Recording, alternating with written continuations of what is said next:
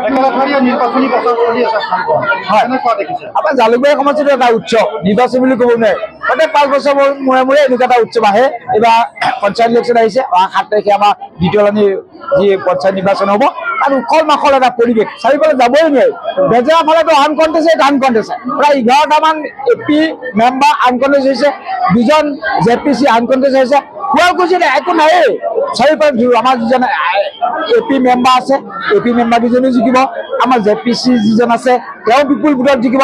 গতিকে পুবুলাই ভাল লাগিলে, পুবুলাই এনেকুৱা সমাগম, মানুহ চব পদুমপুৰত ভোট দিবৰ কাৰণে ৰেডি আছে, ঘৰে ঘৰে গৈ আছে। মাত্ৰ কেতিয়া ইলেকশ্যন আহিছে, কেতিয়া ইলেকশ্যন আহে তাৰ কাৰণে উৎপাখ্যান আছে।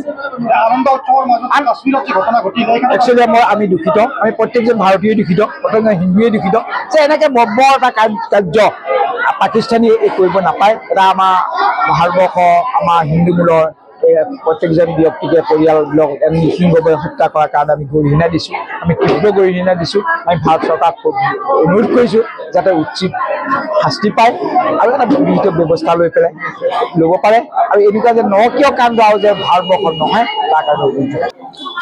নমস্কাৰ, মোৰ নাম শ্ৰী ৰঞ্জন বৰুৱা। মই এইবাৰ ভাৰতীয় জনতা পাৰ্টিৰ আঞ্চলিক সদস্য পদত মনোনীত কৰিছোঁ মোৰ দলে।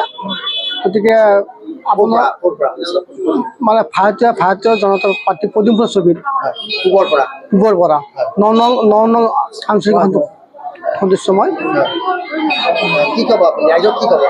ৰাইজক মই এটাই ক'ম যে মোৰ ইচ্ছা আছে যে এখন দুৰ্নীতিমুক্ত পঞ্চায়ত গঢ়াৰ মোৰ ইচ্ছা আছে। এই ইচ্ছাটো মই পূৰণ কৰাৰ কাৰণে মই চেষ্টা কৰিম। আৰু আপোনালোকৰ সকলোৰে সহযোগ বিচাৰি মই আগবাঢ়ি যাম।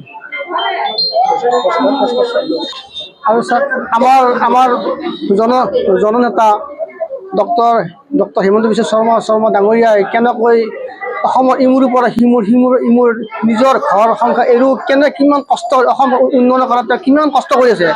আমি যাতে এই পঞ্চায়তৰ দ্বাৰাই আমি তেওঁৰ হাতখন যাতে মজবুত কৰি দিব পাৰোঁ, তাৰ কাৰণে আমি ওলাই আহিছোঁ আৰু চেষ্টা কৰিব লাগিব। সকলো ৰাইজে চেষ্টা কৰিব লাগিব।